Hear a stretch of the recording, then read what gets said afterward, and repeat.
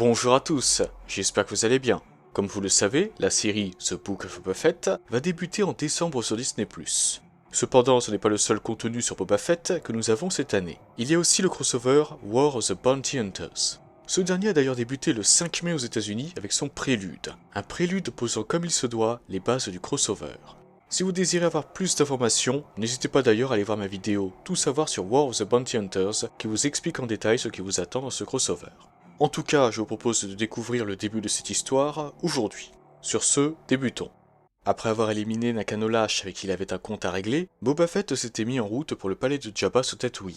Tandis qu'il était à peu près à mi-parcours, le chasseur de primes expliqua à Bib Fortuna, le majordome de Jabba, qu'il avait Han Solo. Cependant, Fortuna s'inquiétait sur l'état du contrebandier. En effet, Jabba voulait mettre la main sur Han Solo vivant, et l'avoir plongé dans la carbonite ne garantissait pas sa survie. Boba Fett lui assura néanmoins que Solo était en vie et qu'il arriverait bientôt sur la planète désertique. Par ailleurs, il demanda au majordome de s'assurer que Jabba aurait ses crédits, ne désirant pas avoir des complications. En parlant du loup, les complications ne tardèrent pas à arriver. Une alarme provenant du bloc de carbonite, dans lequel se trouvait Han Solo, se mit à sonner. Boba mit donc fin à l'appel et dit à Fortuna qu'il le rappellerait plus tard. Puis le chasseur de primes chercha la source du problème, mais ayant besoin d'aide, il décida de se rendre sur Nar Shaddaa, la lune de Naleta, pour y retrouver une vieille connaissance, Doc Ragon. Ce dernier lui affirma que la matrice de la carbonite était instable et demanda même qui avait eu la brillante idée de mettre un être vivant à l'intérieur. Fett lui répondit que ce n'était pas la sienne et lui demanda ensuite s'il pouvait le maintenir en vie. Heureusement pour lui, le Buzzalisque lui assura qu'il pouvait arranger ça, mais en échange de la somme d'argent qui convient. Le chasseur de primes tenta alors de négocier en expliquant que sa proie était Han Solo et que dès qu'il l'aurait livré à Jabba, il pourrait lui payer le double de son tarif habituel. Cependant, Doc Ragon refusa son offre et voulait son argent immédiatement, sans quoi il laisserait mourir le contrebandier. Mais il lui proposa autre chose. Sur Narkanji, une planète de la bordure extérieure, Doc avait perdu un combattant dont il était le sponsor, ce qui lui avait fait perdre beaucoup d'argent. Le gladiateur responsable était une certaine Wyrmen Lictor, qu'il désirait voir morte, mais qui était cependant bien protégée par les Hutt de la planète. Si Fett se débarrassait de la guerrière pour le compte du Buzzalisque, il serait quitte. Estimant avoir suffisamment de vendetta contre lui et ne désirant pas se mettre les Hutt de Narkanji à dos, le chasseur de primes refusa dans un premier temps. Doc Ragon proposa alors à Fett de prendre part au combat de gladiateurs et de tuer Wyrmen Lictor. Le Buzzalisque s'occuperait quant à lui des frais d'inscription. Pourtant, Boba n'était toujours pas convaincu. Qu'il tue la guerrière dans l'arène ou ailleurs ne changerait rien. Son armure était bien trop connue dans la galaxie. Doc Ragon lui assura que ce n'était pas un problème. Fett n'aurait qu'à repeindre son armure avec une peinture s'évaporant en quelques jours, le genre de peinture que Doc avait en sa possession. Comme prévu, Boba Fett, dans son armure repeinte en noir, se rendit sur Narkanji pour s'inscrire au combat de gladiateurs. La Paloï que chargeait les inscriptions lui demanda alors son nom, ce à quoi Boba répondit « Django », le prénom de son défunt père. L'inscription étant finalisée, la Paloïque lui expliqua que son premier combat aurait lieu dans environ 1 heure, et qu'il pourrait continuer à se battre jusqu'à ce qu'il ait perdu, ou bien jusqu'à ce qu'il ait décidé de partir. S'il gagnait son premier combat, il obtiendrait le triple de ses frais d'inscription. Ensuite, soit il pourrait décider de s'arrêter là, soit il pourrait choisir de continuer les combats et de tripler une nouvelle fois les frais à chaque combat gagné. L'heure du premier combat finit par arriver, et l'adversaire de Fett était un dénommé Johnny la Piqûre, ayant enchaîné 3 victoires à la suite. Tandis que le présentateur annonçait l'arrivée du chasseur de primes, Boba repensa au moment où il tenait le casque de son père entre ses mains après que ce dernier eut été décapité par Mace Windu sur Geonosis. Par la suite, le combat débuta et Boba ne tarda pas à éliminer Johnny en lui enfonçant sa lance dans la gueule. Puis il enchaîna les victoires en explosant la tête d'un guerrier nommé Scullycon, en décapitant un Duros et en tirant dans la tête d'un autre gladiateur connu sous le nom de Big Bot avec un fusil de précision. Tandis que Fett attendait que commence son prochain combat, un des participants lui affirma qu'il ne savait pas s'il était jaloux ou désolé pour lui, puisque le prochain adversaire de Boba n'était nul autre que Wyrmen Lictor elle-même.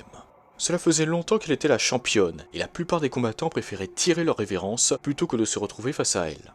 Fett se contenta de lui répondre que ça lui ferait un bon paquet d'argent s'il parvenait à la battre. L'autre combattant lui affirma cependant qu'il avait peut-être une chance de gagner si l'agencement de la reine lui était favorable. En effet, celui-ci changeait à chaque match et pouvait être plus profitable à un guerrier plutôt qu'à un autre. Puis arriva l'heure du combat tant attendu avec Wyrmen Lictor, un combat qui déciderait si cette dernière garderait ou perdrait son titre de champion. Dommage pour Fett, le terrain avantageait son adversaire. Lictor ressemblait à une araignée, et l'arène comprenait de nombreuses petites plateformes reliées par des cordes. Le combat débuta. Fett se servit de son jetpack pour se déplacer avec facilité dans l'arène, il lança ensuite plusieurs missiles qui lui permirent de désarmer son adversaire. Puis le chasseur de primes activa son lance-flamme pour brûler vif l'araignée. Cependant, William Lictor ne s'avoua pas vaincu et sécréta une toile dont elle se servit pour attraper le jetpack de Boba et projeter ce dernier sur une des plateformes. Il avait perdu ses 2 blasters et son jetpack était piégé dans la toile. Tandis que son adversaire fonçait sur lui, le chasseur de primes sortit son couteau et trancha une des pattes de Lictor, ce qui ne l'empêcha pas malgré tout de se faire transpercer en pleine poitrine par une autre patte. Boba était au sol et Wheelman s'apprêtait à l'achever. La situation semblait désespérée, mais c'est à cet instant précis qu'il appuya sur un des boutons de son gantelet gauche et fit exploser son jetpack. Fett fut ainsi libéré de l'emprise de l'araignée, tandis que cette dernière tombait tout en brûlant à petit feu. Puis, la chute de Wheelman Lictor finit par s'achever, et la plateforme sur laquelle se trouvait Fett s'écrasa sur elle, mettant ainsi un terme à la vie de la championne.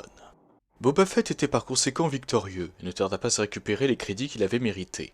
Cependant, des Kanji travaillant pour les Hutt se dressèrent sur sa route et lui assurèrent qu'il pourrait récupérer ses crédits après son prochain combat. Boba refusa, affirmant qu'il avait gagné et qu'il n'y aurait pas de prochain combat. Les Kanji ne comptaient pas malgré tout le laisser partir. Selon eux, le chasseur de primes devait les dédommager, étant donné qu'ils avaient misé sur la victoire de Wheelman Lictor. En prenant part à un seul autre combat, Fett serait libre de partir.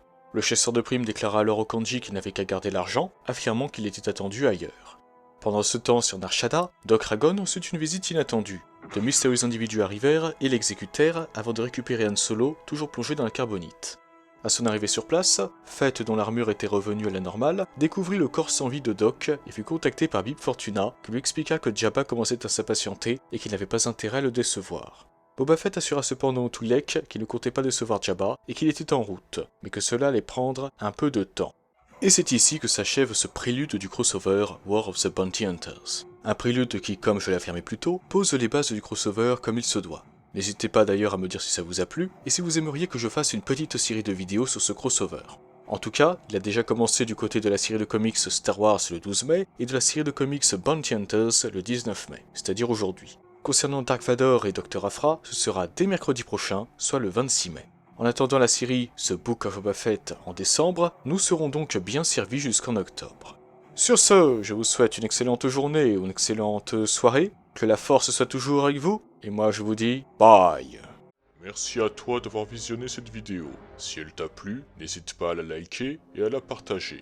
Cela permet de soutenir la chaîne. En outre, si ce n'est pas encore fait, tu peux t'abonner et activer la cloche des notifications pour être au courant de la sortie de toutes mes futures vidéos. Sur ce, que la force soit avec toi, à jamais.